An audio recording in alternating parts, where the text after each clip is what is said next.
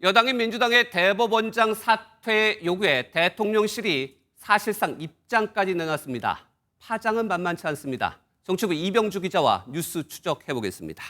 이 기자, 먼저 오늘 대통령실 대변인의 브리핑이에요. 발언부터 좀 보면은 원칙적으로 공감한다고 브리핑을 했어요.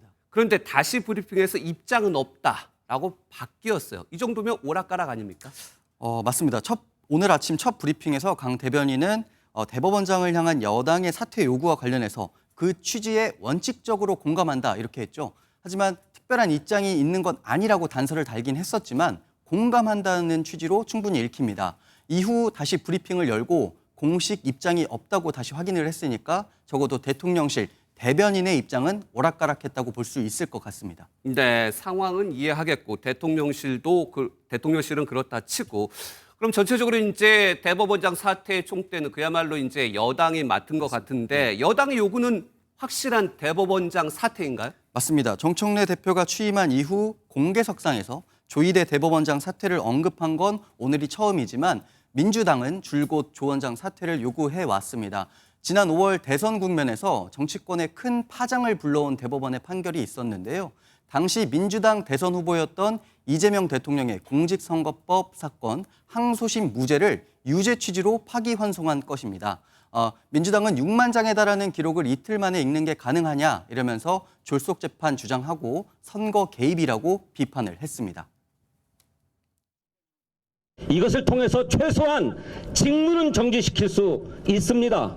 그러니 저는 망설일 것이 아니라고 생각합니다. 그렇다면 이제 민주당에서 주장하고 있는 대법원장의 사퇴 요구는 그 사법개혁의 흐름, 일련의 흐름으로 봐야 될까요? 예, 민주당은 갑자기가 아닌 자연스러운 흐름이다 이런 입장입니다. 민주당이 내건 3대 개혁 중에 검찰과 언론개혁에 이어서 사법개혁을 본격화할 시기가 됐다 이런 설명인데요. 여기에 최근 있었던 전국 법원장 회의가 결정타였던 것으로 보입니다.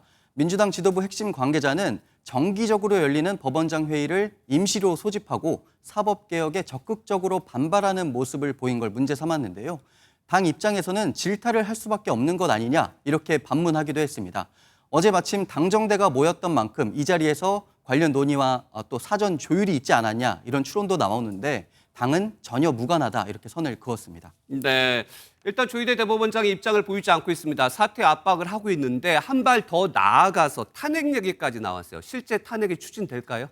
우선 결론부터 말씀드리면 실제 지금 현재 민주당 상황에서 탄핵 추진 가능성은 낮아 보입니다. 아하. 대법원장의 탄핵을 직접 거론한 서영교 의원이나 민주당 법사위 또 원내 지도부 등을 취재해 봤는데요. 현재 탄핵안을 준비하고 있지는 않다고 모두 밝혔습니다. 다만 민주당 내에서는 현재 내란 재판에 대해 제대로 되고 있지 않은 상황이라고 공통적으로 진단하고 있었는데요. 민주당 입장에서 내란 재판이 잘 진행되도록 하기 위한 내란 특별재판부 설치 등의 힘을 보태기 위해 탄핵 카드를 꺼내들었다 이렇게 볼 수 있을 것 같습니다. 동시에 윤석열 전 대통령 담당 재판부인 지기현 판사에 대해서 줄곧 문제 삼고 있는 만큼 재판부 교체 요구도 강화하는 측면이 있어 보입니다. 네, 대법원장에 대한 사퇴 요구, 정치권 파장 여기까지 들어보겠습니다. 이병주 기자였습니다.